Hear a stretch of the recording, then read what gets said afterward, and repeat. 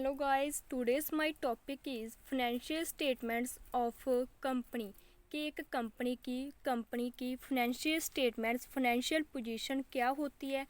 End of year में हमें कौन सा रिजल्ट मिलने वाला है, प्रॉफिट मिलने वाला है या हमें लॉस मिलने वाला है। ये सब कुछ करने के लिए हमें एंड ऑफ ईयर में कुछ स्टेटमेंट्स मीन्स अकाउंट्स प्रिपेयर किए जाते हैं। Financial means and statement means accounts कि एक कंपनी एंड ऑफ ईयर में कैसे अकाउंट्स प्रिपेयर करती है प्रॉफिट एंड लॉस चेक करने के लिए। अब सबसे पहले इनका मीनिंग जानते हैं। Meaning of financial statements, company में 1 ईयर के बाद जो भी हमारी कंपनी की पोजीशन होती है और कंडीशन होती है उसे हम कहते हैं financial statements. Financial statement means end of year business की परफॉर्मेंस को चेक करना कि बिजनेस की परफॉर्मेंस को चेक करने के लिए हमें कुछ स्टेटमेंट्स मीन्स कुछ अकाउंट्स प्रिपेयर करने पड़ते हैं। फर्स्ट होता है balance sheet, second profit and loss, third notes to accounts. ये तीनों कंपनी की फाइनेंशियल पोजीशन को बताते हैं कि हमारे बिजनेस की कंडीशन पहले से बढ़िया है या नहीं बढ़िया है।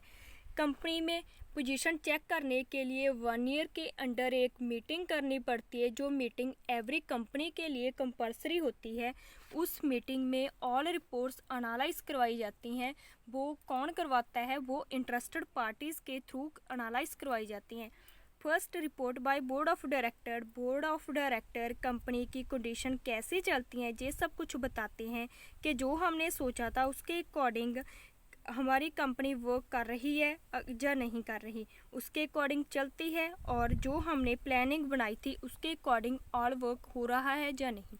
सेकंड रिपोर्ट होती है auditor report by CA mean chartered accountant के द्वारा बताया जाता है कि आपकी कंपनी लॉ के अकॉर्डिंग वर्क कर रही है या नहीं कर रही, अब काम कैसे करना है, किस तरीके से आपने वर्क करना है, ये सब कुछ ऑडिटर्स बताते हैं, एनुअल मीटिंग में बताते हैं। नेक्स्ट होती है financial statement end of year में बनाई जाती है, जो कि 31 मार्च को एवरी ईयर का एंड किया जाता है। इसमें अब हम ये देखते हैं कि कौन कौन सी पार्टीज़ होती हैं जो ये रिपोर्ट्स हैं वो एनालाइज करवाती हैं। एंड एनालाइज कौन करता है, कौन कौन सी इंटरेस्टेड पार्टीज़ होती हैं फाइनेंशियल स्टेटमेंट में, कि जो हमने financial statement end of year में प्रिपेयर की थी, जो अकाउंट्स कौन एनालाइज करता है।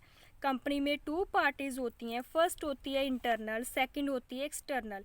इंटरनल जो कंपनी के अंडर वर्क कर रहे होते हैं, example share holders, management, board of director. External means creditors, bankers. External वो होते हैं जिससे कंपनी लोन ले सकती है कि हमारी कंपनी की कंडीशन बेस्ट है, परफॉर्मेंस बहुत बढ़िया है, कि हमें और परफॉर्मेंस इम्प्रूवमेंट करने के लिए लोन की सिक्योरिटीज़ प्रोवाइड करवानी चाहिए।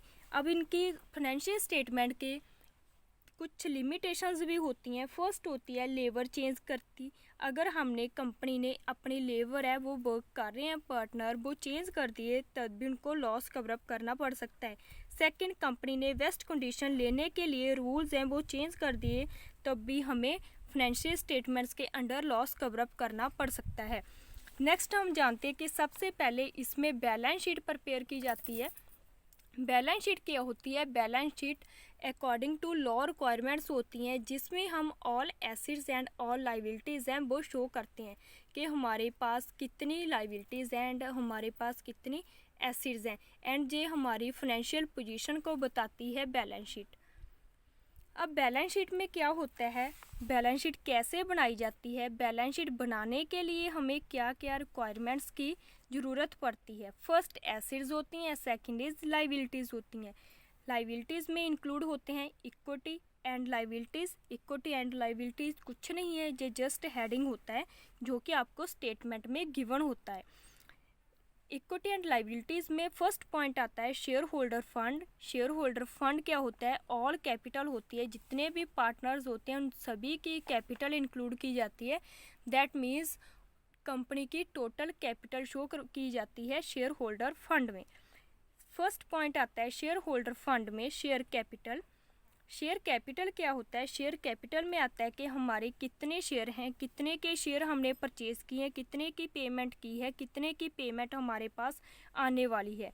ये सब कुछ कंपनी में किया जाता है, लाइबिलिटी साइड किया जाता है। सबसे पहले इनका बेसिक कॉन्सेप्ट ये याद रखना होता है कि बैलेंस शीट में liability side is equals to assets side. इस पॉइंट से हमें ये पता चल जाता है कि जो हमारी बैलेंस शीट है वो बिल्कुल करेक्ट चल रही है, कि हमारी बिजनेस की, हमारी कंपनी की फाइनेंशियल स्टेटमेंट जो हम प्रिपेयर कर रहे हैं बिल्कुल राइट चल रही हैं।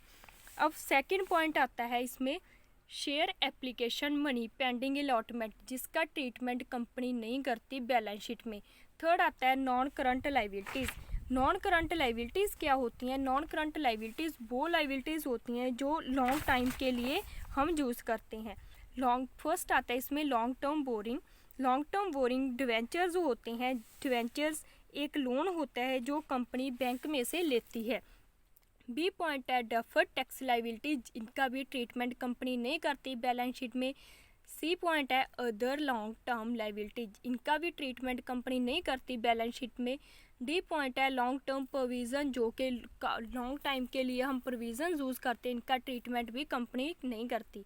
नेक्स्ट फोर्थ पॉइंट है current liabilities. Current liabilities short term के लिए होती हैं। फर्स्ट है शॉर्ट टर्म बोरिंग, इनका ट्रीटमेंट कंपनी नहीं करती। बी पॉइंट है trade payable. Trade payable creditors and bill payables होते हैं कि जिनको हमने पेमेंट है वो देनी होती है। सी पॉइंट है अदर करंट लाइबिलिटीज़, अगर कोई और शॉर्ट टर्म की लाइबिलिटीज़ हैं हमारी, जैसे बेचिस, सैलरी, वो सब कुछ इंक्लूड किया जाता है करंट लाइबिलिटीज़ में। इनके बाद इनका टोटल किया जाता है। नेक्स्ट आता है हमारे पास सेकंड पॉइंट एसिड्स। एसिड्स हमारी क्या होती हैं? एसिड्स हमारी इनकम होती हैं। इसमें फर्स्ट पॉइंट आता है non current assets. Non current assets हमारी लॉन्ग टर्म की इनकम्स होती हैं। फर्स्ट आता है इसमें फिक्स्ड एसिड्स। फिक्स्ड एसिड की टू टाइप्स होती हैं, tangible acids and intangible acid. Tangible acids हमारी क्या होती हैं? जिनको हम टच कर सकते हैं। इंटेंजिबल एसिड जिनको हम टच नहीं कर सकते। Tangible assets for example building machinery, intangible assets for example goodwill. अब नेक्स्ट पॉइंट है two current assets. Current assets हमारी शॉर्ट टर्म की इनकम्स होती हैं। फर्स्ट आता है inventory. Inventory means stock. Stock क्या होता है? जो हमने रॉ मटेरियल परचेज किया उनको हम क्या बोलते हैं? स्टॉक। बी पॉइंट हमारा आता है trade रिसीवल। Trade रिसीवल debtors and bill रिसीवल होते हैं। सी पॉइंट है cash and cash equipments. Cash and cash equipments क्या होते हैं कि ऑल बिजनेस की ट्रांजैक्शंस, ऑल कंपनी के ट्रांजैक्शंस जो हमने कैश के थ्रू की थी, उन सभी का ट्रीटमेंट इस एसिड्स में किया जाता है। नेक्स्ट है इसके बाद इनका टोटल किया जाता है। फॉर एग्जांपल कि बैलेंस शीट कैसे प्रिपेयर की जाती है। जैसे कि एक टीम है जिसने फाइनल स्कोर जितना बनाया वो तो हमारी बैलेंस शीट है। बैलेंस शीट में हमने उनका ही ट्रीटमेंट करते हैं, जैसे हम किसी भी जो भी खिलाड़ी होता है वो अपने सिक्योर प्राप्त करता है। इसके बाद नोट्स टू अकाउंट्स प्रिपेयर किए जाते हैं। नोट्स टू अकाउंट्स क्या होता है हमारा? नोट्स टू अकाउंट्स कैसे रन बनाए थे, कितने चौके लगाए थे, ये कोई स्पेसिफिक पर्पस नहीं होता कि जो एक वर्किंग नोट होता है, दैट मीन्स इसमें ऑल डिटेल्स है वो एनालाइज की जाती हैं। फर्स्ट इसमें आता है नोट्स टू अकाउंट्स में share capital. Share capital means total कितनी कैपिटल थी। उसमें फर्स्ट आता है हमारा point authorised capital. Authorised capital means maximum capital. इसका कोई काम नहीं होता कंपनी में, ये जस्ट आपने राइट ही करना होता है कि हमारी मैक्सिमम कैपिटल कितनी थी। सेकंड इशूड कैपिटल के कंपनी ने, इसका भी कोई ट्रीटमेंट नहीं होता, जस्ट ये भी राइट करना होता है कि हमने कितनी सोचा है कि कंपनी कम से कम कितनी कैपिटल है वो शेयर कर सकती है। थर्ड इम्पॉर्टेंट पॉइंट है जिसका ऑल न्यूमेरिकल्स में ट्रीटमेंट किया जाता है subscribed capital. Subscribed capital share holder ने कितनी कैपिटल यूज़ की थी, पब्लिक ने कितने शेयर की ऑफर की है, मीन्स पब्लिक ने कितनी कैपिटल है वो एक्सेप्ट की है, उनको बोलते हैं subscribed capital. Subscribed capital two types की होती है। फुली पेड मीन्स पूरा पैसा मिल गया, बट नॉट फुली पेड जिनका पैसा कुछ रहता है, जो कैपिटल पब्लिक ने इशू तो कर दी पब्लिक को, बट पब्लिक है उसने ऑल पेमेंट है वो नहीं दी कंपनी को। नेक्स्ट पॉइंट आता है हमारे पास शेयर कैपिटल का, जो हमने पहले समझा दिया है।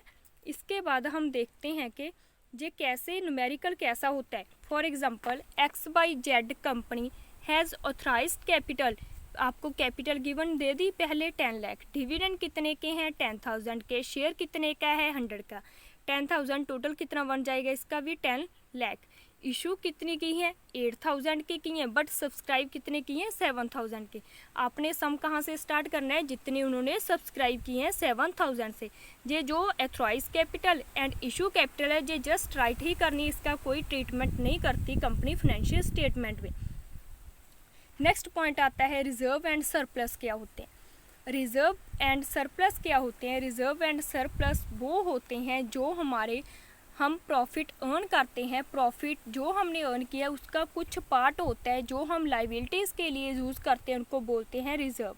रिजर्व की कुछ टाइप्स होती हैं जैसे capital reserve, capital reduction reserve, premium reserve, debenture reserve और रिजर्व हैं वो इंक्लूड किए जाते हैं रिजर्व एंड सरप्लस में। नेक्स्ट है profit and loss account prepare किया जाता है। Second, first balance sheet prepare की जाती है जो मैंने पहले बता दी है।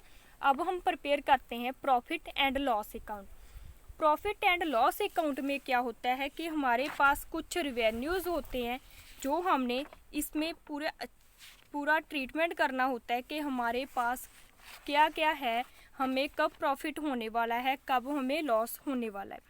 Statement of profit and loss which not include debit and credit included only statements means first है revenue from operations. Revenue from operations क्या होते हैं, जो हम all goods and all stock को सेल करते हैं, सेल करने के बाद हमारे पास जो भी कैश कम्स इन होता है उनको हम इंक्लूड करते हैं रेवेन्यू फ्रॉम ऑपरेशंस।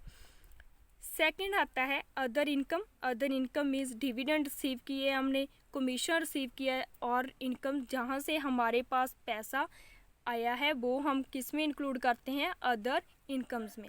इनको हमने क्या करना है, रेवेन्यू फ्रॉम ऑपरेशंस को प्लस कर देना है अदर इनकम में, इसके बाद इन दोनों का टोटल कर देना है। थर्ड पॉइंट आता है हमारे पास एक्सपेंसेस। एक्सपेंसेस क्या होते हैं, एक्सपेंसेस में सबसे पहले इंक्लूड होता है COGS, cost of material consume, के कितने का सामान हमने परचेज किया था। Next purchase of stock in trade, कि स्टॉक हमने कितने का परचेज किया। नेक्स्ट इन्वेंट्री में कितना चेंज आया, कितनी फिनिश गुड्स हैं वो हमारी पेंडिंग पड़ी हैं वर्क इन प्रोसेस में। मीन्स टोटली COGS से लेके जब तक हमें प्रॉफिट नहीं होता, जब तक हम अपना प्रोडक्ट मार्केट में नहीं भेजते, तब तक के ऑल एक्सपेंसेस हैं वो इंक्लूड किए जाते हैं प्रॉफिट एंड लॉस अकाउंट में, एक्सपेंसेस अकाउंट में। इसके बाद ऑल एक्सपेंसेस का टोटल किया जाता है, उसके बाद ऑल एक्सपेंसेस में से माइनस की जाती है टोटल इनकम।